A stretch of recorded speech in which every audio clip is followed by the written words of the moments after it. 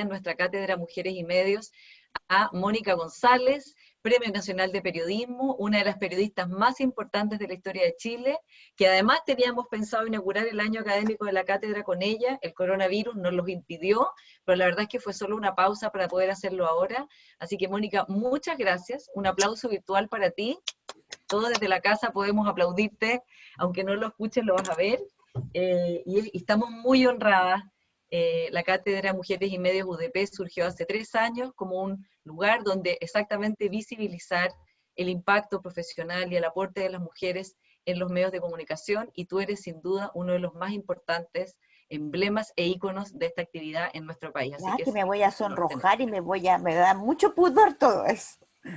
No, bueno, para mí es el honor de estar aquí en esta cátedra mujer.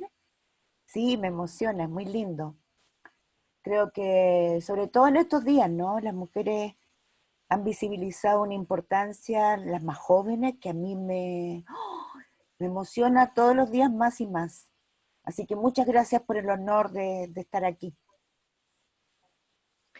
Bueno, Mónica, quisiera partir, esto vamos a tener una conversación, un diálogo, y también tú quiero que vayas poniendo todos los temas en los que estás pensando ahora en un momento tan especial, además de no solo de Chile, sino de la humanidad. Y al final vamos a tomar, voy a leer las preguntas que nos está haciendo el público, que son nuestros alumnos de la cátedra, pero también esto está abierto a toda la comunidad. Están haciendo a través del chat algunas preguntas y yo te las voy a hacer al final. Me gustaría partir preguntándote por tu mirada de la situación de la pandemia. ¿Cuáles son tus preocupaciones? Estábamos hablando de esto antes de que partiera la cátedra. ¿Qué es lo que te tiene más preocupada, más esperanzada, más complicada de lo que estamos viviendo hoy día? Especialmente en Chile, que esto se suma al estallido social, que está ahí, digamos, hibernando. Sí, claro, porque no hay que olvidarse que está solo en la hielera y que desgraciadamente esta pandemia va a traer más miseria, más violencia, más enojo, más precariedad, más carencia, más sufrimiento. Por lo tanto, lo único que uno puede trabajar y esperar es que la solidaridad, las señales que se den desde los distintos ámbitos contribuyan a paliar, a mermar, a contener el enojo de la gente que legítimamente siente que no está protegida, mucho más en estas condiciones. A mí lo que más me preocupa es la triple pandemia. Se nos olvida la tercera, porque se habla de las dos, la de salud y la económica. Pero a mí me preocupa la tercera, que la tenemos incrustada desde hace demasiado tiempo y no hemos hecho, o sea, las autoridades no han hecho nada por repararla, por empezar a cortar la brecha y acotarle el campo a los corruptos. Hablo de la corrupción sistémica que aflige no solamente a Chile. Yo diría que hemos descubierto en los últimos años que hay una corrupción sistémica en casi todos los países y que después de la gran crisis económica del 2009 se agravó, porque la canción de moda fue nadie va a la cárcel. Los corruptos no van a la cárcel. O sea, tú te vas a los paraísos fiscales, robas, eh, alteras la tasa del LIBOR, que es la tasa con la que se fijan los cambios de las monedas interbancarias, eh, evades impuestos, descaradamente, ¿no? Todo es legal. Nadie va a la cárcel. Y eso lo supimos en Chile una y otra vez desde que estalló el caso de la Polar el 2011. Si uno hace un recorrido del 2011 hasta acá, uno entiende por qué la gente estaba tan enojada, incluyendo el lucro de las universidades, que el lucro es poco decir, o sea, cómo crearon todo un modelo que nosotros lo investigamos en sí, pero hasta la saciedad. Precisamente para que en el Parlamento tomaran las medidas con las leyes que correspondían para acotarle la cancha a los corruptos, para que no se volviera a lucrar a costa de las familias que gastan, que a veces dejan de comer para que sus hijos estudien. Y no pasó nada. Y no pasó nada, yo creo que porque, como lo vemos hoy día, ¿no? No son capaces en el Parlamento de cortarse la mitad de su sueldo cuando tienen sueldos más altos que en Europa. Y yo digo, es una vergüenza. ¿Cómo no? Si todos alertamos que las grandes empresas se iban a aprovechar de esta ley de protección del empleo. Entonces ahora ven que Cencosud, ahora reclaman, siempre posterior. Mm. En ese Ojo, sentido, ¿cómo, bueno, lo hemos comentado, pero ¿cómo ves tú, cómo va a afectar el ambiente, la situación de cara a todo lo que estás describiendo de la rabia que tienen las personas, las pero frustraciones, imagínate, que Paula, pasen cosas como lo de Cencosud recién? yo no sé, yo he salido, ¿ah? Yo tuve que ir por otras razones a la ASF, que es la empresa que maneja los fondos de cesantía, que entre paréntesis es de la AFP, ¿ah? Las dueñas son la AFP. Eh, y las colas ya en noviembre daban vuelta a 3 cuadras. Y Sí. ver las caras de esas personas era terrible. Ahora es dramático. Sin distanciamiento social. Las mascarillas hay que comprárselas uno, son caras, no se encuentran. En otros países las dan. Y tú ves mujeres, hombres de todas las edades, sabiendo que con lo que van a recibir no alcanzan a mantener su familia. Y reparten 91.000 millones de pesos en Cencosud. ¿Nos extraña del señor Polman? Entonces, por favor, ¿por qué no se hizo la ley como corresponde, como un país civilizado? Las leyes no son para los buenos, las leyes son para los malos, por eso que los buenos no se enojan. Las leyes están hechas para los malos, para que no tengamos que después decir, ¡oh, qué terrible! ¿Cómo no se nos ocurrió? ¿No se nos ocurrió? Claro que se les ocurrió. ¿Qué les pasa? Yo tengo la sensación que este Congreso está como, hoy, como castrado. O paralizado con todo lo que está pasando y no logran. Mira, yo sé que es fuerte la palabra, así es como castrado, como que no tienen conciencia del poder que, de las facultades, del poder, de la capacidad y de los deberes que tienen. La responsabilidad. Es que tienen un deber muy grande, mucho más en estos días. Entonces yo estoy muy preocupada, porque siento que la gente que está en esas colas, que está en las ferias libres gritando, oiga, si no, no, lléveme presa si quiere, como lo hace Nayib Bukele en El Salvador, que es un tiranuelo, un dictador suelo, feliz jugando como un juguete con las facultades, llevando preso a gente, matando gente en la calle. Y yo digo, bueno, la gente en la calle, cuando ve las noticias y sabe lo de Cencosud, 91.000 millones de pesos no alcanza a visualizar. Y las dietas de los directores ganan 12 millones mensuales. Yo digo, pero ¿cómo no se les ocurre que si no hacemos todos un esfuerzo de austeridad notorio, notable, hasta que duela, la violencia en vez de apañarla, apaciguarla, el estallido va a ser 1000 veces peor? El estallido no solamente en Chile, yo veo con mucha preocupación lo que está pasando en nuestros países, pero ahora hablemos de Chile. Entonces, y no, yo, Sí. por favor, y en esto quiero ser súper clara, no se trata de ser de izquierda, de derecha. A mí me critican mucho de repente porque la gente de izquierda me dice, ay, como si la ideología no existiera. Es que esto no es un problema de ideología. Yo hace mucho rato que descubrí que hay decentes y miserables en todos los lados. Y que la decencia, sí, está mucho más. Yo soy hija de un obrero ferroviario. Nací en un ambiente decente. Mi papá enseñaba a leer a los ladrones, a la gente de la Maestranza San Bernardo, que vivía alrededor. Me enseñaron valores muy lindos de decencia, y eso yo creo que se ha ido perdiendo, y eso duele. Mónica, hablábamos antes de que partiéramos de tu preocupación en distintos países de Latinoamérica por lo que está pasando con los gobiernos, con la sobrevigilancia y el temor de que esto termine dañando la democracia en la región y quizás en todo el mundo, ¿no? ¿Qué estás pensando tú y sobre todo con todas las redes que tienes en Latinoamérica y los trabajos que haces en los distintos países? ¿Esa es una de tus preocupaciones, que después del coronavirus puede haber un debilitamiento de la democracia, de la libertad de prensa? Quiero preguntarte también cómo ves la situación de los medios de comunicación dialogando con esta pandemia. ¿Cuál es el rol que sientes que deben cumplir y sientes o no que lo están cumpliendo? Mira, lo primero es que antes de que viniera esta pandemia, estábamos viendo yo por lo menos estaba muy interesada estudiando y pensaba que era un gran desafío para todos los periodistas y para las universidades, sobre todo para universidades tan críticas y tan busquillas como es la UDP y la Escuela de Periodismo con la Francisca Skotniss, ahí la Andrea Insulza.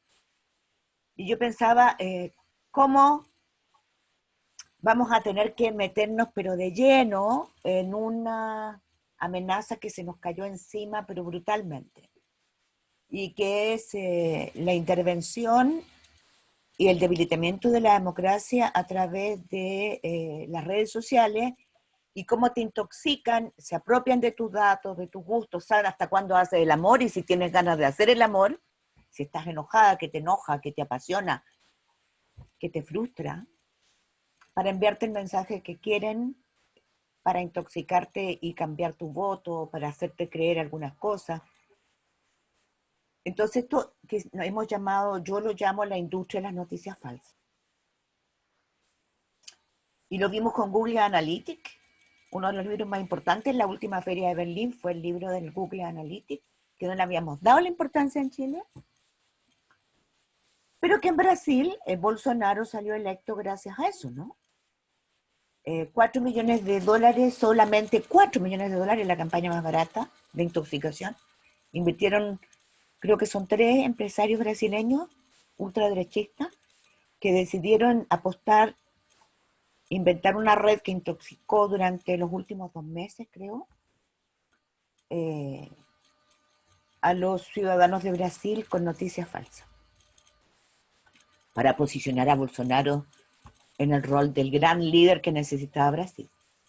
Gran líder que necesitaba Brasil, qué horror.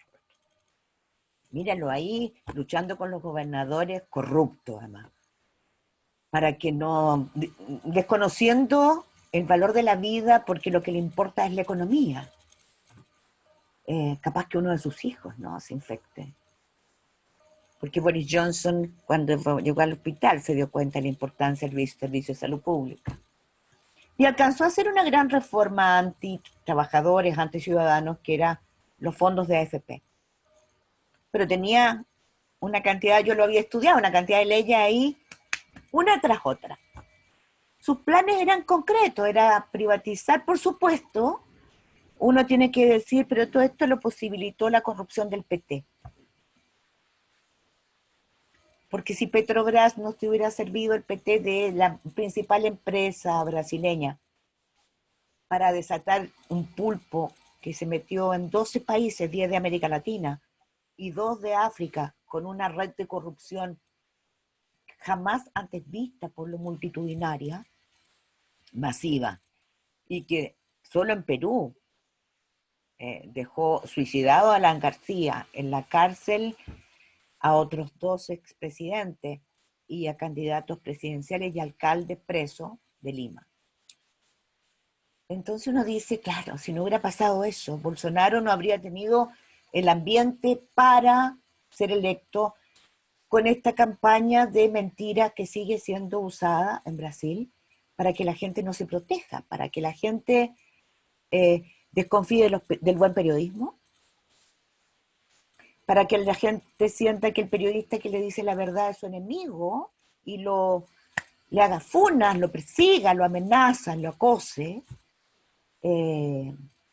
como ocurre con Trump, que identifica al buen periodismo como su principal enemigo, a mucha honra. Pero el daño que le hacen a la sociedad es enorme. Entonces, yo me preocupaba de eso antes. Hoy día eso está peor. Tenemos problemas de libertad de expresión, de democracia debilitada, con no garantías de la vida en Brasil,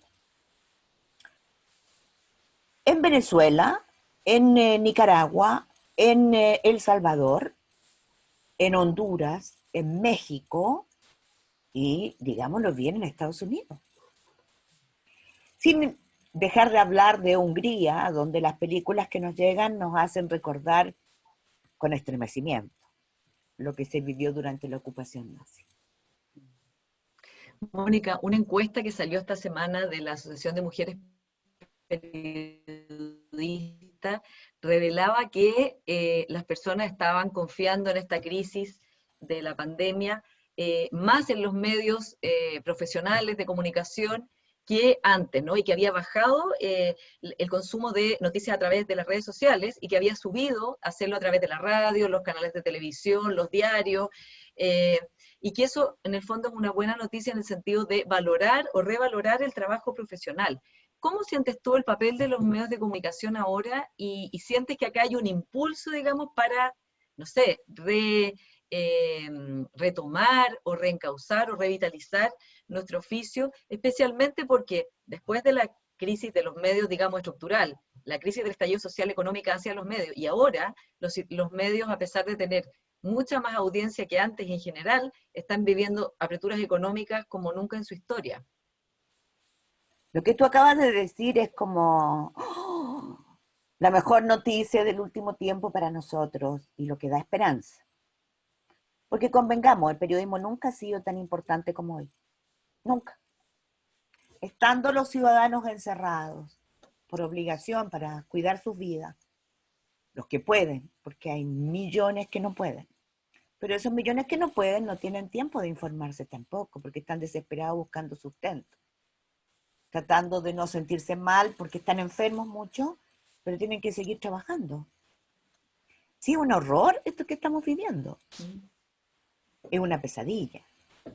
Entonces, que la gente vuelva a recuperar la fe y la confianza en el buen periodismo cuando exactamente lo que estaba en juego no era la libertad de expresión, sino que era el acceso al buen y oportuno periodismo de calidad. Pero para eso tenemos dos problemas inmediatos. Primero, la crisis del modelo económico que viene hace mucho rato y que no se solucionó y que quedó y que demolió al periodismo escrito porque el papel es muy caro. Segundo, la crisis por el formato. Hay múltiples formatos, entonces la gente está como asediada por múltiples noticias en múltiples formatos y distintas vías. Oh, espérate, voy a pedirle a mi edificio que paren un poquitito los trabajos abajo, pues, porque si no, no se entiende. Muy bien. Esperemos un momento y voy tomando preguntas suyas del chat. Aprovecho de ver, ya tengo algunas preguntas ahí. Los invito a todos a hacer preguntas a Mónica González a través del chat, porque al final de la conversación, o quizás las voy intercalando mientras vamos teniendo esta conversación en la Cátedra Mujeres y Medios con Mónica González, Premio Nacional de Periodismo 2019.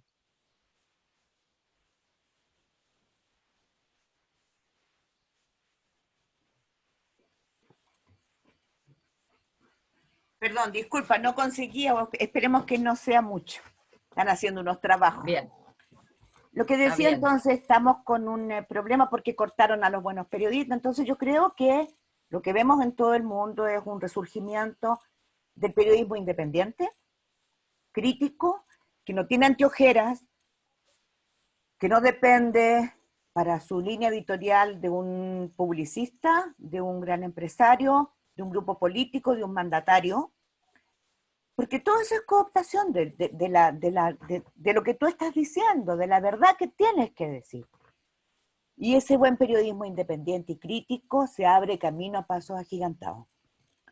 Eso nos obliga a trabajar más, pero yo encuentro que hay tantos periodistas que quieren hacerlo bien, y más aún en estos días en que somos el único cordón umbilical que le queda a la ciudadanía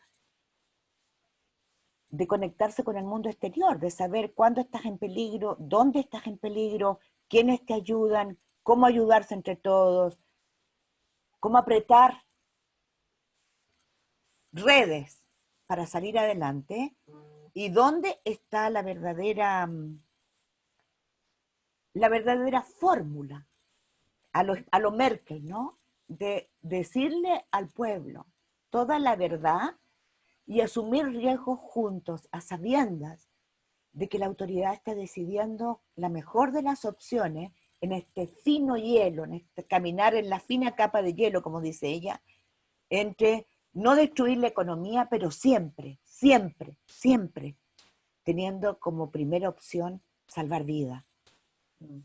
Mónica, en tu muy importante trayectoria profesional, en que has dirigido, escrito, has sido corresponsal, has sido fundadora de medios tan importantes como Diario 7 y CIPER, desde luego, has entrevistado a los líderes más importantes del país, a todos los presidentes y a líderes mundiales. ¿Cómo evalúas los liderazgos que estamos viendo en la pandemia en Chile, tanto en el gobierno, en el parlamento, en la oposición, en todos los sectores políticos, en las sociedades médicas?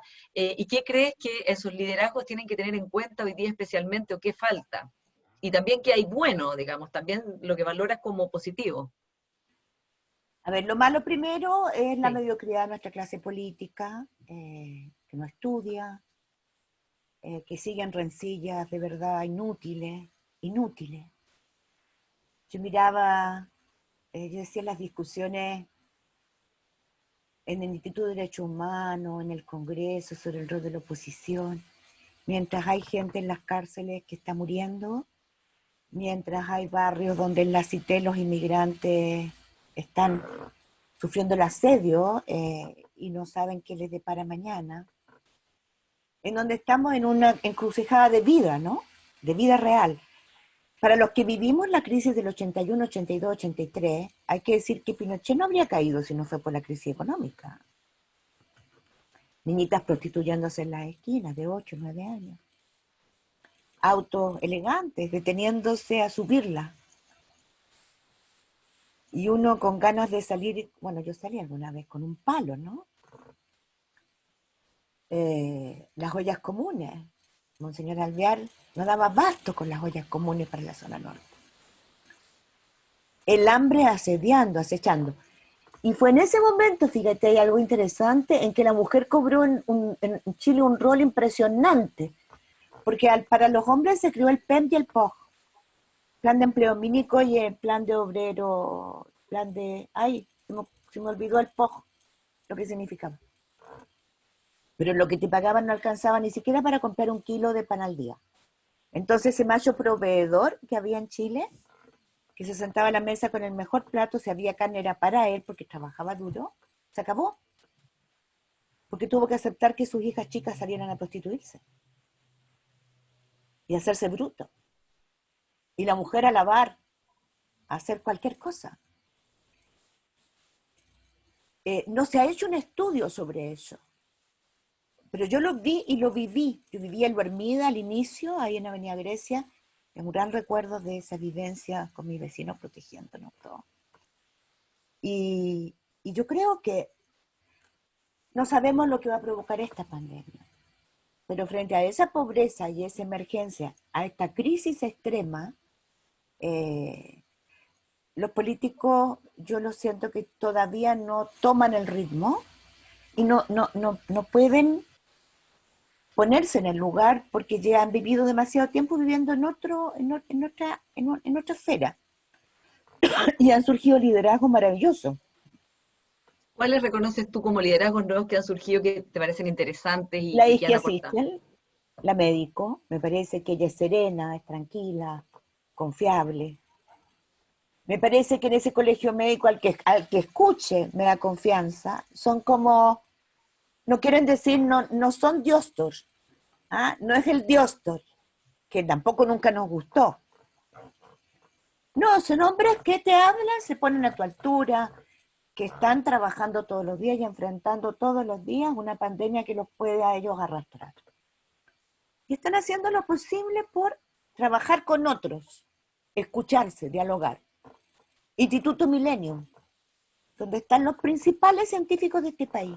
A mí, esa gente, esos 26, yo los veo a cada uno, los miro en sus páginas, y yo digo, esta gente trabaja 12, 14 horas diarias gratis. ¿Para qué? Para que hagamos las mejores predicciones, porque la información que necesita la gente es distinta a la información que necesitan los científicos. Claro. ¿Para qué?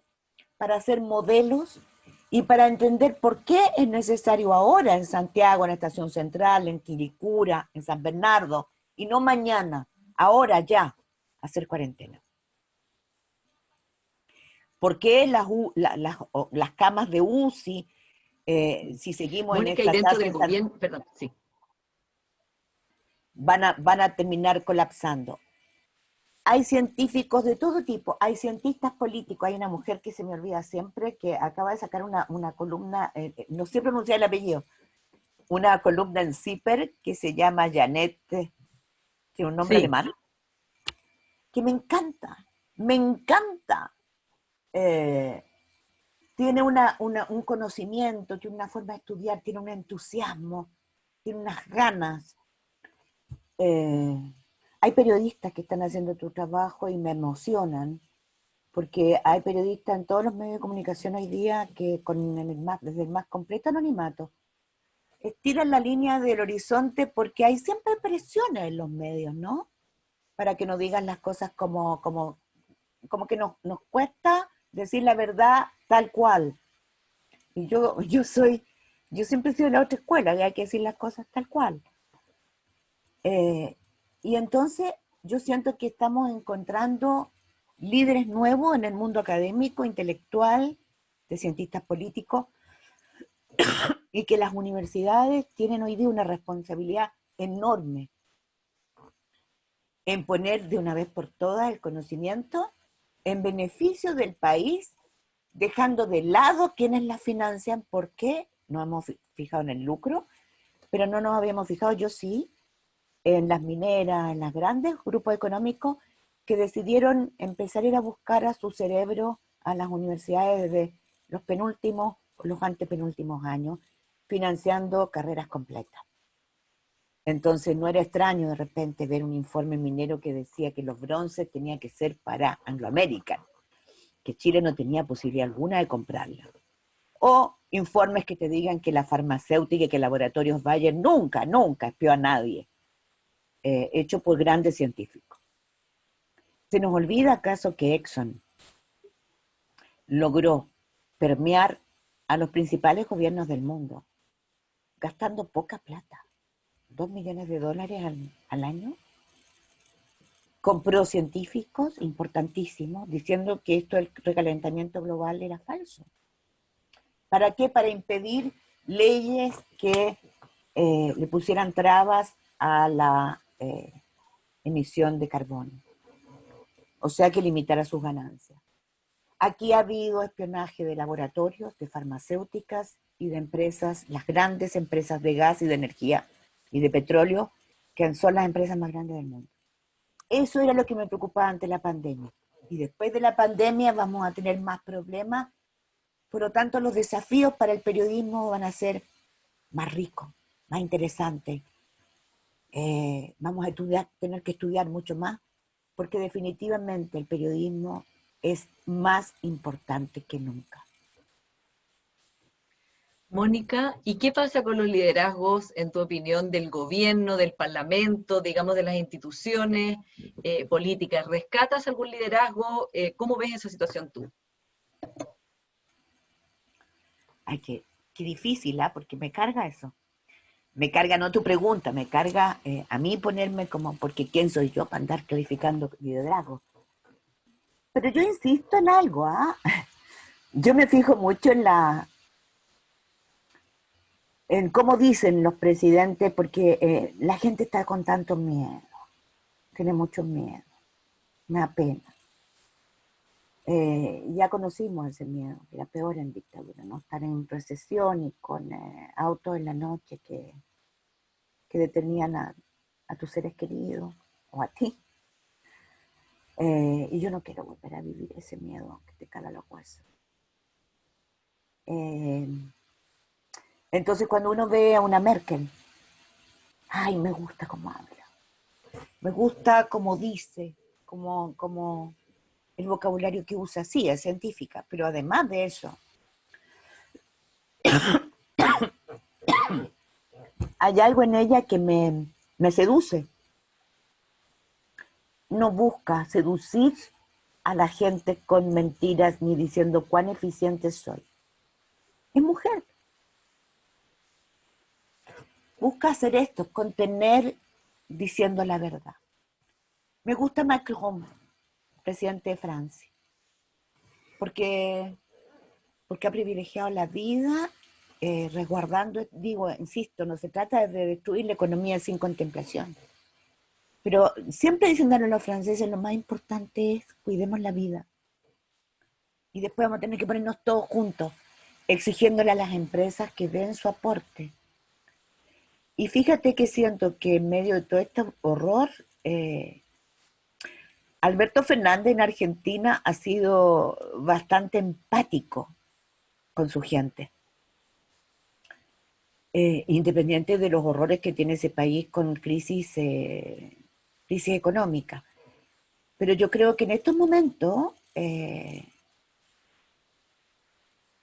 nosotros estamos en un momento en que hay que atacar ese temor, el individualismo y la desconfianza, pero sobre todo no generar violencia, minimizar la violencia. ¿Y por qué digo esto? Porque el temor no solo por el coronavirus, no solo es por no tener que comer, el temor es por la delincuencia.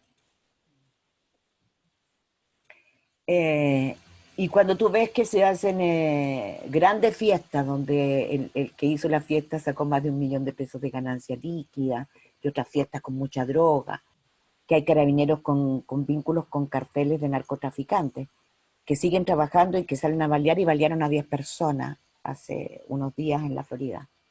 Y no nos importa mucho, ¿no? O sea, un carabinero con vínculos con el narcotráfico, hace pocos días, salió en un auto sin patente, igual que en los tiempos antiguos, y baleó a 10 personas. Y a pesar de tener vínculos con el narcotráfico, a pesar de tener otros prontuarios a su haber, seguía trabajando y disponiendo de un arma para matar a quien se le antojara. Y eso me hace recordar que en el caso de Gustavo Gatica, que perdió la visión de sus 2 hijos en el estallido social, los carabineros dijeron en el sumario interno, no, echa todas las investigaciones, lo más probable es que haya sido herido por sus propios compañeros que manifestaban. Lo mismo que dijeron en el 85, Carabineros, el general Mendoza, cuando salió a dar una conferencia de prensa en cadena, diciendo que el degollamiento de José Manuel Parada, Natino y Guerrero Manuel, había sido hecho por su propio compañero. El 85. Entonces, por favor, algo nos está carcomiendo el alma, que a ese Congreso y a nosotros como sociedad no somos capaces de impulsar el cambio ahora, porque Carabineros tiene el deber de controlar el orden público. Y la verdad es que los narcotraficantes se están tomando nuestras calles. Mónica, quiero retomar el tema de la mujer y después quiero que hablemos del periodismo en dictadura antes de que se nos vaya acabando el tiempo. Pero sobre el tema de la mujer quería plantearte lo siguiente. Bueno, quiero decirte que acá ya están llegando preguntas. Acá Isabel dice, gracias por abrir esta cátedra para personas comunes y corrientes como yo. Vivo en La Pintana, trabajo como asesora del hogar y es un lujo y agrado ver y escuchar a la señora Mónica González. Admiro mucho su empatía e inteligencia. Un comentario para ti, Mónica. Muchas gracias, Muchas Isabel, gracias, por esta... señora. Sí. Quiero preguntarte por el rol de las mujeres, porque tú dices, ahora vimos en su momento en la dictadura cómo las mujeres se organizaron, empezaron a trabajar, las ollas comunes y muchas otras organizaciones de base en que las mujeres las lideraron. Y hoy día Perdón, y se salieron a ve buscar a lo suyo. Si exactamente, recorrieron, por favor, se nos olvide, esa es una epopeya que no hemos escrito. Recorrieron todos los hospitales del país, todas las morgues, todos los asilos de ancianos, todos los asilos de desadaptados mentales, todas las comisarías, las apalearon, las tomaron presas. Y ellas nunca, nunca cejaron. Y hay algo que no se les dice, porque nosotros somos reacios a enfrentar la verdad. Nunca mintieron. Nunca, nunca mintieron. Y por eso hay que rendirles homenaje siempre. Porque sin ella, sin su espíritu pacífico de querer recuperar la democracia y querer hacer justicia por los tribunales, a pesar de que les dieron con el mocho del hacha una y otra vez diciéndole que sus maridos, sus hermanos, sus hijos se habían ido con otras mujeres y habían cruzado la cordillera, no tendríamos democracia y tendríamos mucho más muertos. Porque obviamente yo soy una pacifista, ¿no? Yo no quiero muertos ni aquí, ni en los que no piensan como yo. Mónica, ¿y cómo ves la situación de las mujeres hoy? Porque estábamos viviendo en el país un movimiento feminista muy fuerte, se había avanzado mucho, de hecho la última marcha multitudinaria fue la del 8 de marzo, eh, que estaba realmente repleta, la Alameda y todas las calles aledañas, y desde Providencia en adelante. Y resulta que viene el coronavirus y las mujeres han sido especialmente golpeadas en muchos sentidos. Primero, una violencia al interior del hogar horrible, con unos aumentos dramáticos de mujeres que están arriesgando su vida porque están encerradas con el agresor, que tienen que llamar a estos teléfonos de denuncia asustadas porque les quitan el teléfono. Después la precariedad económica está afectándolas mucho más a ellas, y tú hablaste de eso el domingo en el programa del Canal 13. Y luego también están con la obligación dentro de la casa de, aparte de trabajar, teletrabajar si tienen, pueden hacerlo, y si no, presencialmente, hacer todas las labores del hogar, el cuidado de los niños, y además educar a los niños porque tienen que pasarles todas las guías que mandan del colegio. Entonces también están terriblemente estresadas. Entonces, hay algunos que están postulando que para el feminismo, para la causa de la mujer, ha sido terrible el coronavirus, porque trae todos estos otros retrocesos importantes. ¿Cómo lo ves tú? Yo lo veo dramático, yo veo que las mujeres somos las más afectadas por las dos crisis, por la pandemia del COVID, por la pandemia económica y por la de la corrupción. Porque yo encuentro insólito, pero insólito, que no haya ni el Congreso, ni el presidente, ni los ministros se preocupen de hacer un programa especial para las mujeres jefas de hogar solas, sin un hombre al lado, sin amante, sin papá, sin hermano, sin conviviente. Pónganle el nombre que quieran los conservadores. Solitas. Están con sus hijos y están sin trabajo. La mayoría de los hogares de los sectores populares en las grandes ciudades, más del 58%, están encabezados por mujeres. Y entonces, ¿por qué no nos preocupamos de ir a buscarla? Si va a haber que ir a buscarla. Los datos, Roberto Méndez lo decía en una columna y yo quiero insistir sobre eso, el INE no está sacando su gente a la calle porque no puede. Los desocupados, ¿cómo van a poner? Fíjate que acabamos de saber que esta gente que se acogió a la ley de protección del empleo va a figurar como empleado. Claro. No más tarde desempleado. No. Bueno, y estas mujeres, si se enferman, tienen que seguir con sus hijos, cuidándolos. Porque no tienen quien se los cuide. ¿Y cómo les dan de comer? Entendamos, por favor, en esta emergencia, la mujer es la principal víctima. Y perdónenme una ay, yo sé que me van a retar después mis amigas, pero este no es el momento de pensar por un tiempito acotado, ¿no? En otras cosas muy importantes que tenemos que pensar para las mujeres, como es el derecho a nuestra felicidad sexual y a muchas otras cosas. Este es el momento de ayudar a las mujeres cuya desesperación hoy día es cómo protegen y sacan adelante y le dan de comer a sus hijos. Y es una desesperación, prioridad y una angustia.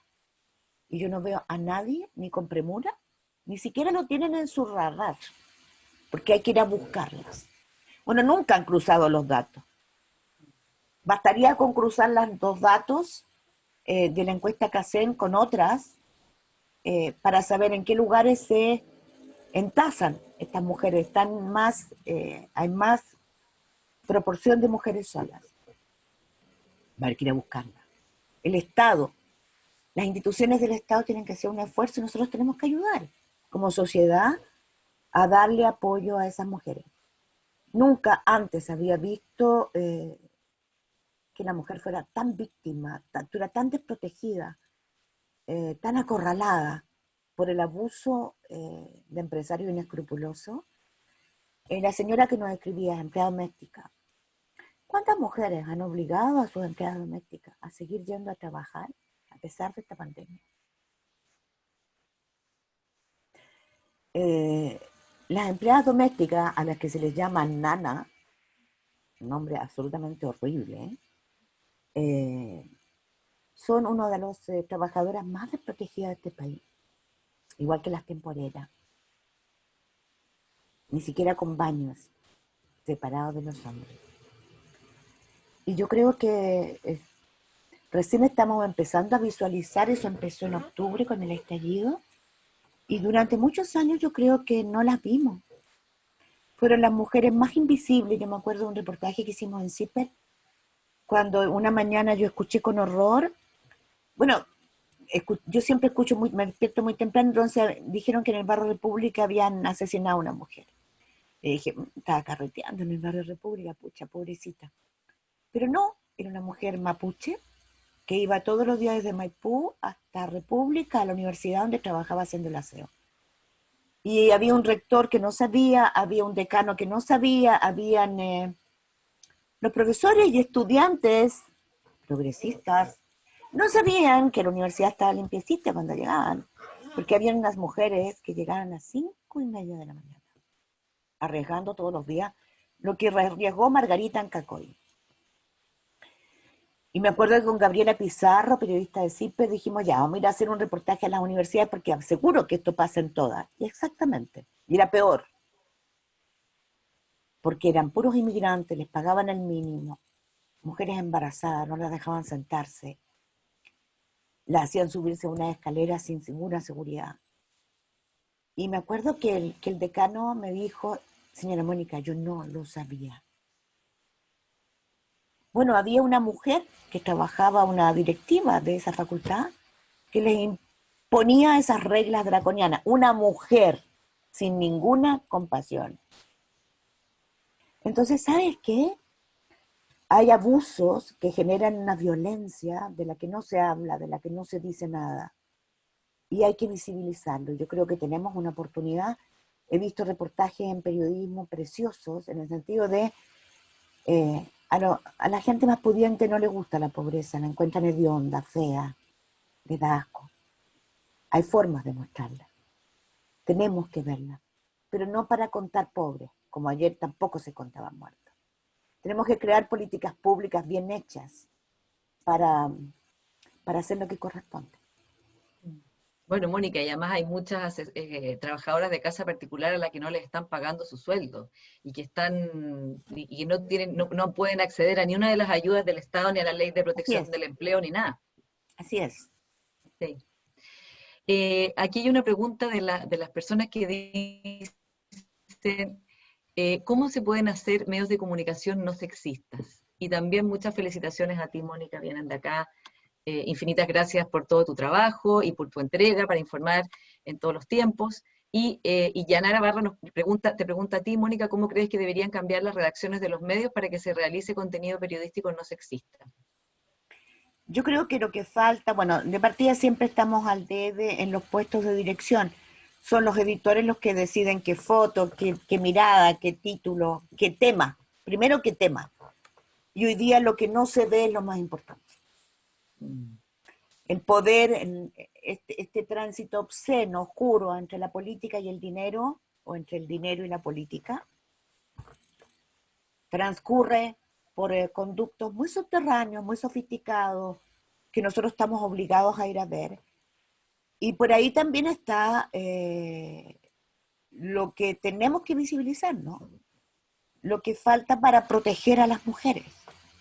Así como tenemos que abrir mucho más los ojos en el Congreso. No es posible que sigan saliendo leyes incompletas, cojas, que no son por ignorancia. Salen deliberadamente cojas e incompletas para que se anide la corrupción. Entonces, yo creo que nos hace falta pelear más sin beligerancia, con contenido, con fundamento. Tenemos que estudiar más. Yo sé que es más responsabilidad. Pero para pelear, cuando el editor te dice, ay, no, porque además nos descalifican con una... Qué ligero, ¿no? Qué ligero hablar de que el mundo se divide entre buenos y malos. No estoy diciendo eso.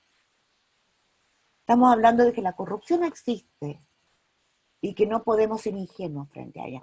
Y que el abuso contra las mujeres llegó a un límite en que ya no es tolerable. Ya no. Mónica, Entonces, sí. la forma de elevar la voz es distinta. Hay que buscar solidaridad con otras mujeres. Hay que buscar solidaridad con otros compañeros que también piensan como nosotras.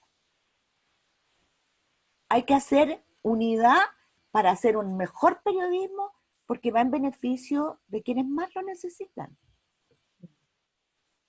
Tú has sido directora y fundadora de medios, en particular de Diario 7+7, después de Diario 7 y de CIPER, por supuesto, ¿no? Y has sido, a veces me imagino, la única mujer en una mesa de puros hombres cuando se juntan los directores de medios de comunicación. ¿Por qué crees que hay tan pocas mujeres que puedan llegar a ese cargo? ¿Qué se puede hacer para aumentar eso?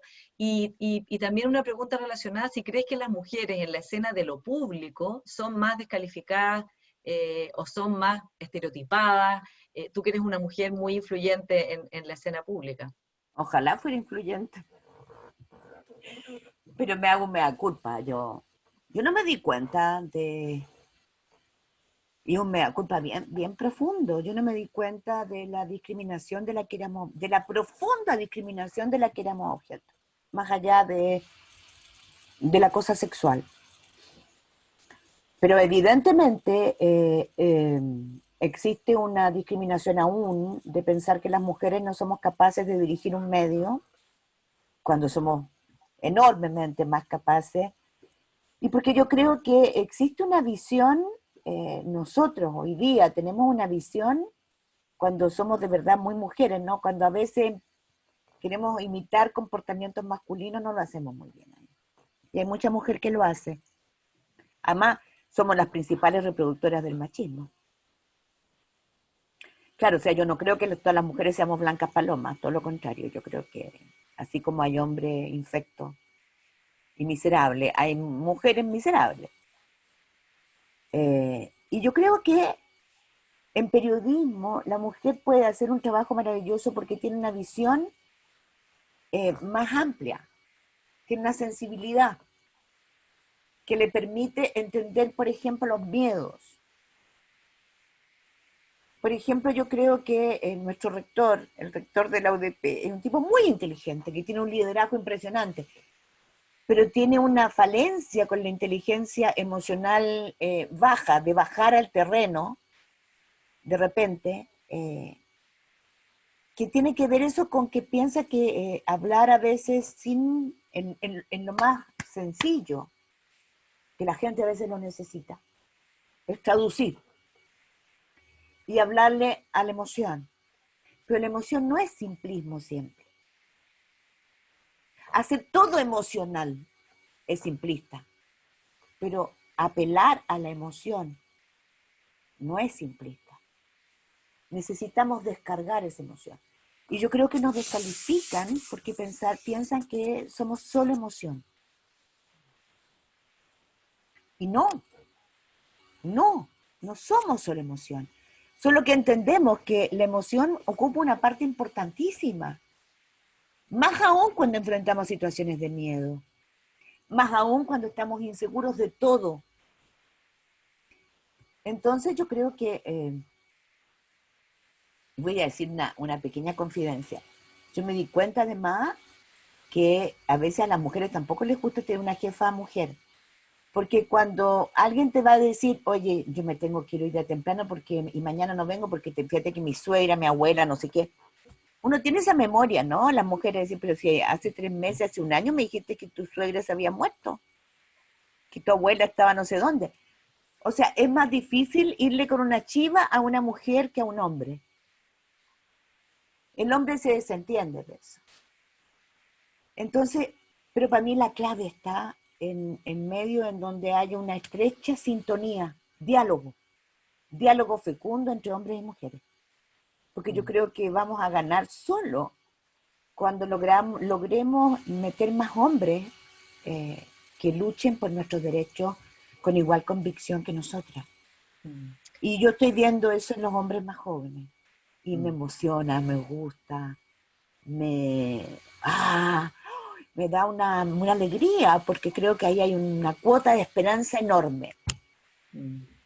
Mónica, respecto de las mujeres en el poder, ¿crees que a veces son estereotipadas? Te lo pregunto porque todos los días en la cátedra buscamos ejemplos de diferencia en la cobertura de acuerdo al género, o sea que si la misma conducta fuera en un hombre habría sido considerada de una manera, y si fuera en una mujer es considerada de otra, especialmente en un caso de una manera positiva, si es una mujer en un caso negativo.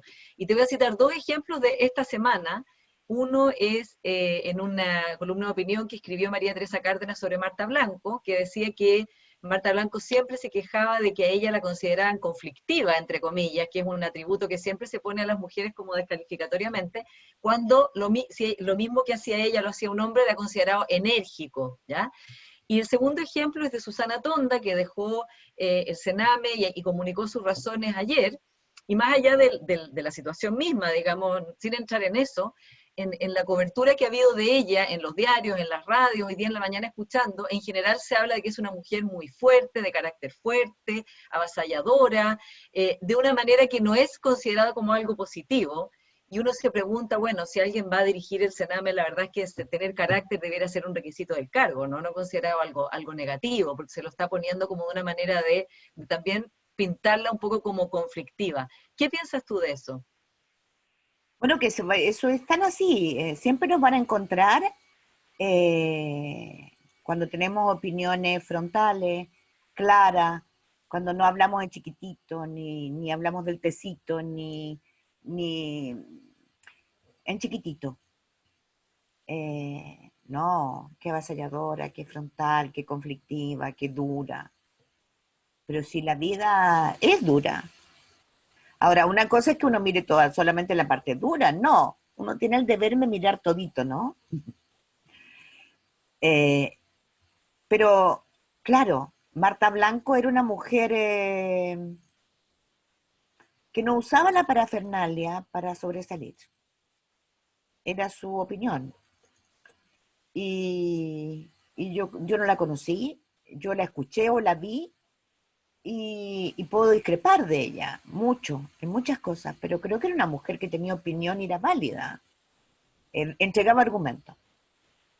Con respecto a Susana Tonda, yo no la conozco en nada, pero debo decir que a mí me impresiona, más allá de Susana Tonda, que el debate sea sobre Susana Tonda y no sobre qué es lo que impide, cuál es la red de corrupción, de indolencia, que también es corrupción, para que llevemos 30 años anidando un horror, una pesadilla para los miles de niños a los cuales el Estado debe garantizarles vida, salud, educación, salud mental. Los prostituimos. No los llevamos al médico. Hay gente que cobraba diciendo que los llevaban a los médicos y no, o sea, hay buitres. Los buitres están sobre el Sename. ¿Cómo no hemos sido capaces de matar a esos buitres? Cuando digo matar, sacarlos, eliminar así, de raíz, la corrupción y garantizarles a esos miles de niños una vida digna. Mira, se acaban de cumplir 3, 4 años de la muerte de Lisette. Todo el país se conmovió. La niña le dio una pataleta porque su mamá no la fue a ver. Las niñas quieren tener mamá, quieren tener papá. Una de las cosas que más me impactó a mí en la otra pandemia de pobreza, descubrir que muchas niñas, adolescentes, niñitas, 12, 13 años, se iban a acostar con un joven para quedar embarazadas para tener algo propio. Un hijo era tener algo que te diera cariño, Todavía me... ¿Cómo no nos damos cuenta? ¿Por qué no vemos eso? Tienen frío, tienen hambre, pero sobre todo tienen falta de amor. Y una auxiliar no encontró nada mejor, que era muy gorda además, de sentarse arriba de esa frágil niña. Y se nos murió. El padre dijo cosas, mejor ni me acuerdo de todo eso, porque todo eso es una olla así en donde los ingredientes es la pobreza que no queremos ver. ¿Cómo se llama ese periodista que trabajaba contigo, Paula, y que hizo ese maravilloso libro cuando trabajaba en Revista Sábado, y que hizo ese maravilloso libro sobre la verdadera historia de esos niños homosexuales que son matados por un grupo que se suponía que eran neonazis? Rodrigo Fluxá. El gran Rodrigo Fluxá, y Perdidos en la Noche, ¿no? Sí, Solos en la Noche. Solos en la Noche. Ese libro, Rodrigo Fluxá, es fantástico. Cuando el buen periodismo es buen periodismo. Pero ilumina, alumbra. Porque los neonazis eran neonazis. Y lo que te retrata es la soledad, la precariedad de unos y otros, y la que no nos queremos hacer cargo. Entonces, las mujeres, sí. Me da pena que Susana Tonda se haya ido, pero insisto, lo que no está sobre la mesa es el problema central. Porque una mujer con personalidad como ella, con fuerza como ella, con carácter como ella, no pudo contra la corrupción. ¿Por qué las platas que se han derivado a campañas políticas no terminan en la cárcel? Lo que nos enferma es la impunidad. El periodismo lo que tiene que, la gran virtud del periodismo, es ayudar a que quede claro para la sociedad que la impunidad es porque los poderosos mueven los hilos y los siguen manejando. Mónica, sí. Parte de lo que hacemos en la cátedra es también rendir homenaje a todas las mujeres a lo largo de la historia del periodismo en Chile que a veces han quedado invisibilizadas, particularmente las mujeres de los comienzos de la República, que hacían revistas, escribían artículos, y resulta que en la historia no existen. Y justamente estábamos hablando en este mes de las mujeres periodistas en la época de dictadura, mujeres como tú, que se arriesgaron, que dieron a conocer casos muy graves, muy complicados, que enfrentaron que las encarcelaran, algunas vivieron horrores y que gracias, o sea, es muy bueno que Chile las haya reconocido públicamente con el Premio Nacional de Periodismo, como es tu caso y el de otras también. Quiero preguntarte por cómo podrías tú contarle a la generación joven que está tomando este curso, cómo fue la vivencia de hacer periodismo en dictadura, de enfrentar esos miedos, que obviamente eran miedos distintos a los miedos de ahora, miedos muchísimo más graves, y qué enseñanza hay que traspasar a la generación de jóvenes para los cuales a veces la historia de lo que pasó en la dictadura sientes que es una historia muy pasada, como que hubiera pasado hace 100 años atrás, y la verdad es que es una vivencia que está muy reciente aún. Sí, yo escuchaba hoy día en la mañana a un grupo de periodistas jóvenes hablar del cometa Halley. Se hablaban no lo estoy criticando porque me encantan ellos, pero para mí el cometa Halley me da estertores, o sea, me acuerdo de lo peor, ¿no? Cuadra inventando historias, inventando mentiras para ocultar los asesinatos. Mira, las dictaduras sacan lo mejor y lo peor de nosotros,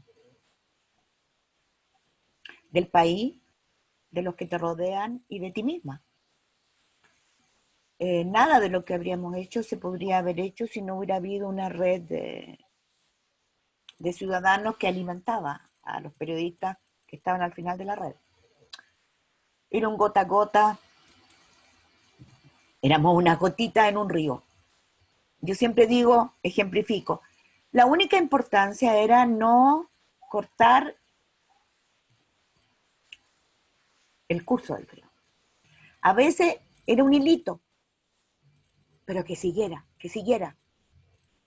porque la dictadura fue muy feroz. A mí me hace falta todos los días la Patricia Verdú. Me hace falta todos los días. Pero había unas mujeres, las Marianelas, no me podía acordar de su apellido. La Marianela vivía en la zona de Macul. Ella me protegió como si hubiera sido mi mamá. Le debo la vida. Y no la he podido, o sea, sé que se murió. Y no le pude decir cuánto le agradecía y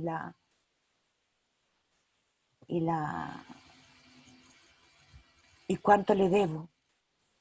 Pero como la Marianela, la Carmen Vivanco, y mujeres que están muertas y que dieron una pelea y que estaban siempre ahí entregándote un papelito.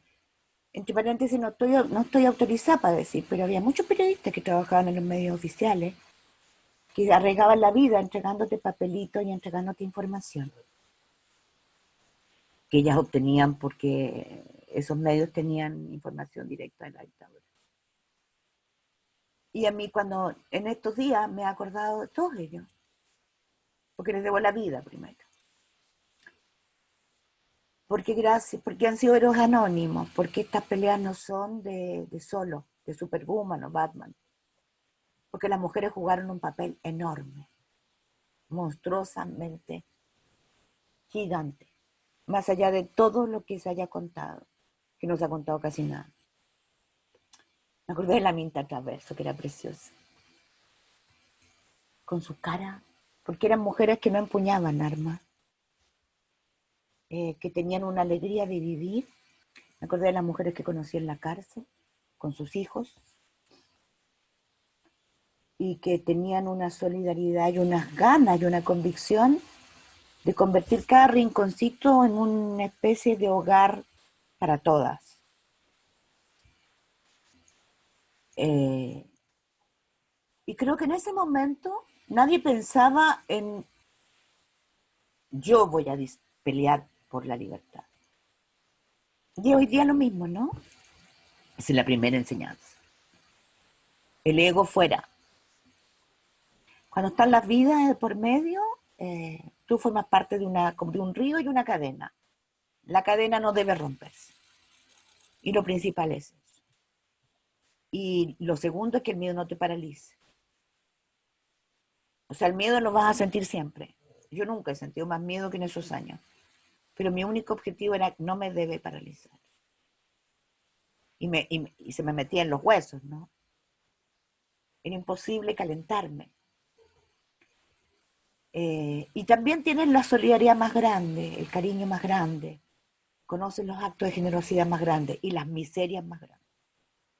Entonces se murió Jarpa hace poco. Y yo no puedo decir que tenía algo que me haya sorprendido de su humanidad.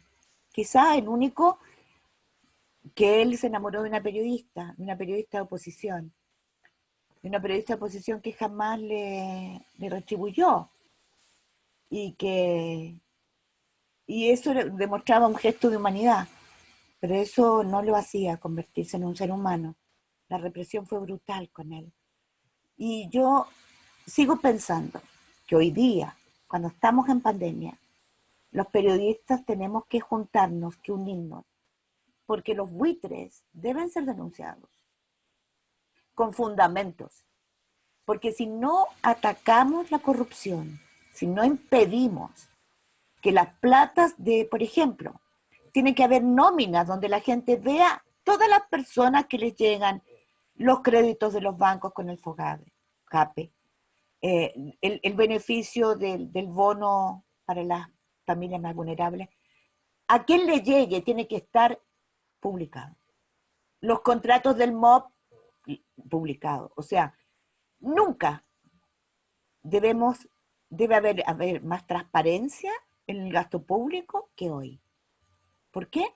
Porque que le llegue a quien de verdad lo necesita. Esa ayuda para poder sobrevivir es clave. Salva vidas. y hay buitres sobrevolando. Por eso que el periodismo tiene que unirse, tiene que estrechar lazos, tiene que buscar nuevas herramientas para bucear en tiempos de pandemia. Estamos reconstruyéndonos. Y en eso los jóvenes están dando una gran lección de esperanza, de que entienden lo que es esta profesión. Esta profesión es servicio público puro, puro. Bueno, y ahora que no hay deporte, no está el fútbol y no está la televisión para eso, yo creo que vamos a necesitar a todos nuestros periodistas deportivos con su gran alegría, convicción y ese dominio del juego maldadoso. Para que veamos, pues, pongamos en la cancha, echemos en la cancha a los buitres. Y yo creo que entre todos podemos eliminar a los buitres. Mónica, una pregunta de Ale Toro. Hay muchas preguntas, no las voy a alcanzar a hacer todas. Ya nos quedan, yo creo que unos 8 minutitos más. Dice Ale Toro, da la sensación de que los medios como la TV solo exacerban las malas noticias, no informan todo lo que pasa y tienen sesgos alarmistas. No todo el mundo tiene acceso a los medios independientes, ni tampoco la capacidad de cuestionar todo lo que lee o escucha. La pregunta de Ale Toro es, ¿cómo podemos llegar correctamente a esas audiencias y cómo abordarlas sin sesgos? De partida yo creo que hay yo no me había dado cuenta de la importancia de los matinales.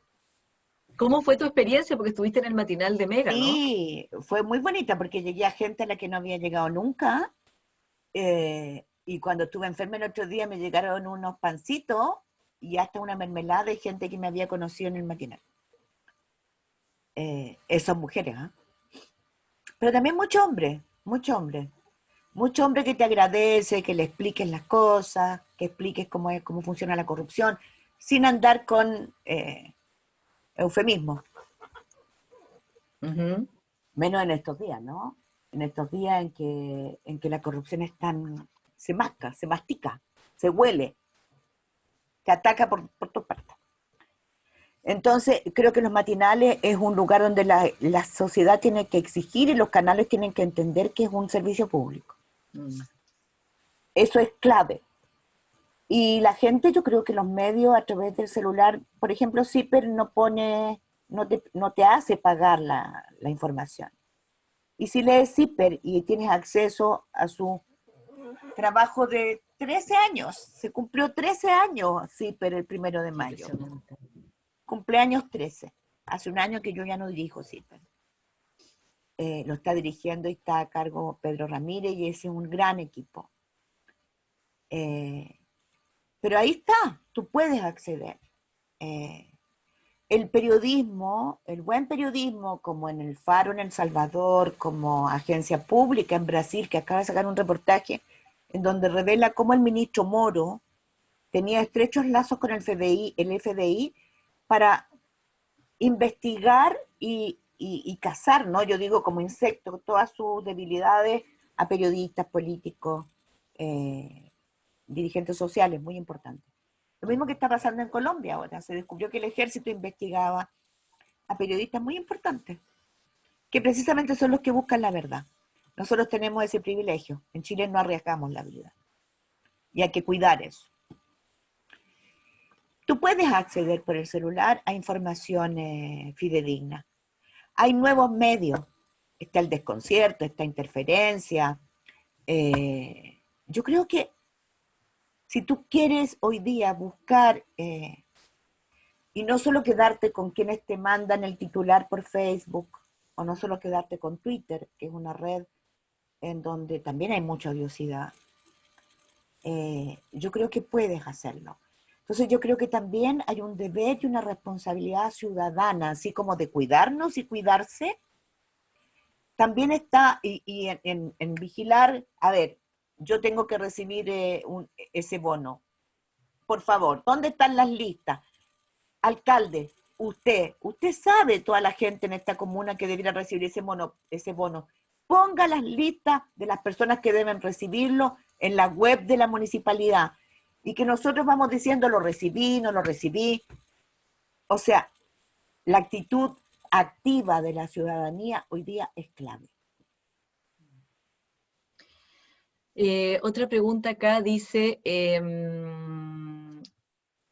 Mira, en tiempos, dice un comentario Constanza Ulloa, dice, en tiempos violentos como estos solo nos queda la organización popular.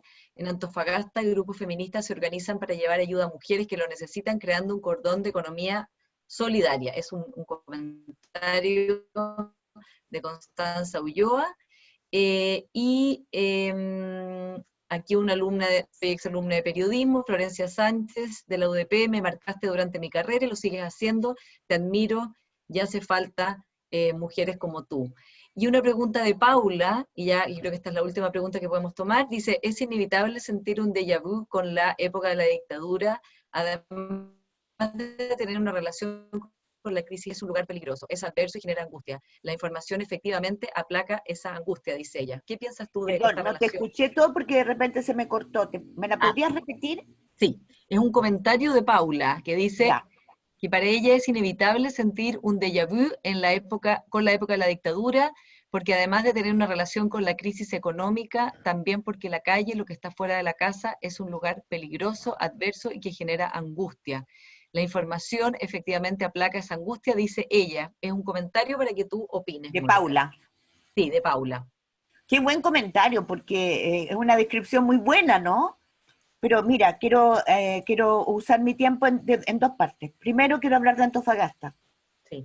A propósito de mujeres, yo voy a la chimba, porque soy, bueno, da lo mismo, porque voy a la chimba, donde está Felipe Berríos.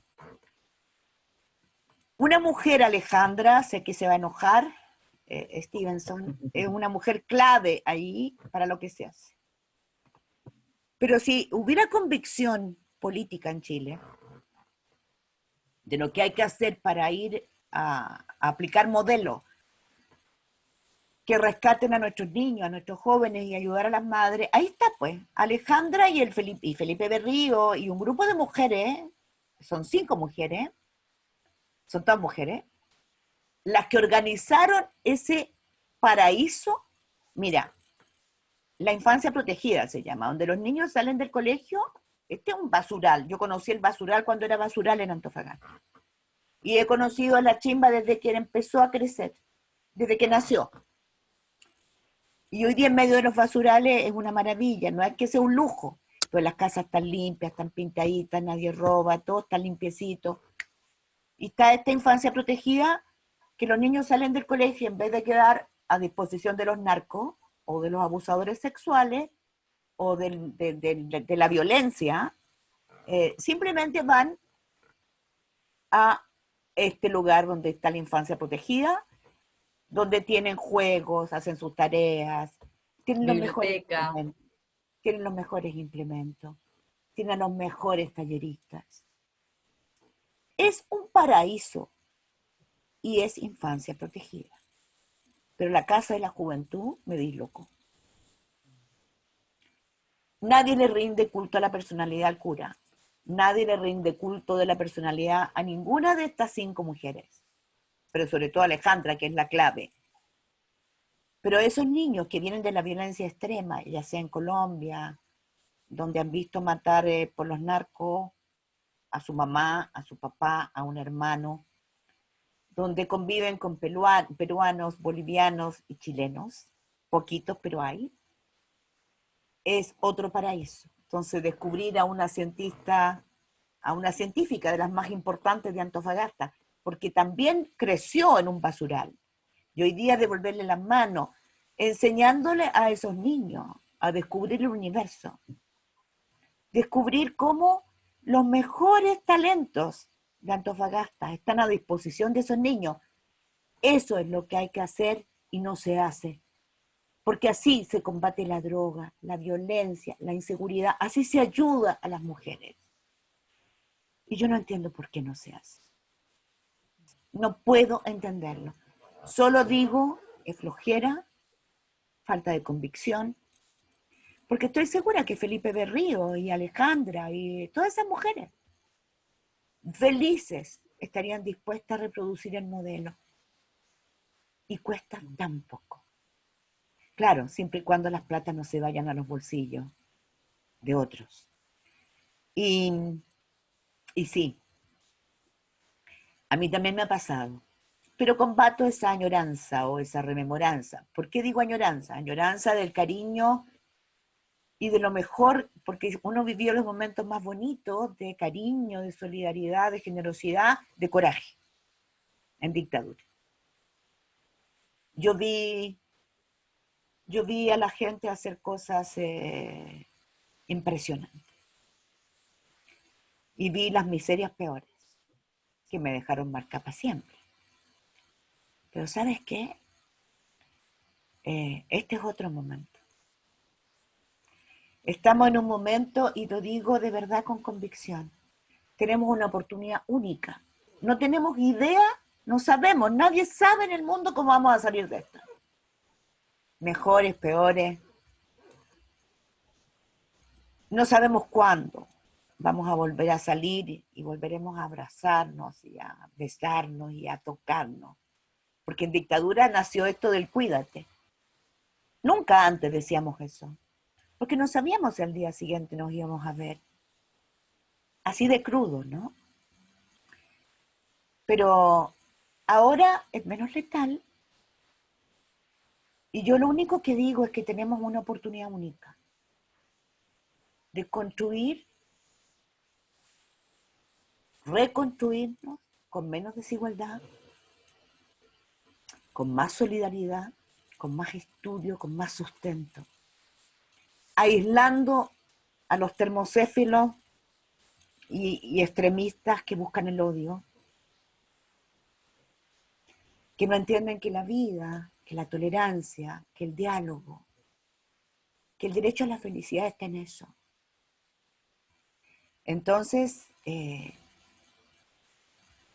lo único que yo pido es que aprovechemos esta oportunidad y que los periodistas entendamos que es un privilegio que nos da la vida, estar aquí en este minuto, aprovecharla para hacer, dar lo mejor de nosotros, estrecharnos las manos, ayudarnos, pedir ayuda, pedir agüita.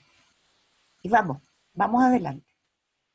Nunca hemos sido tan importantes y vamos a tener que dar el ancho.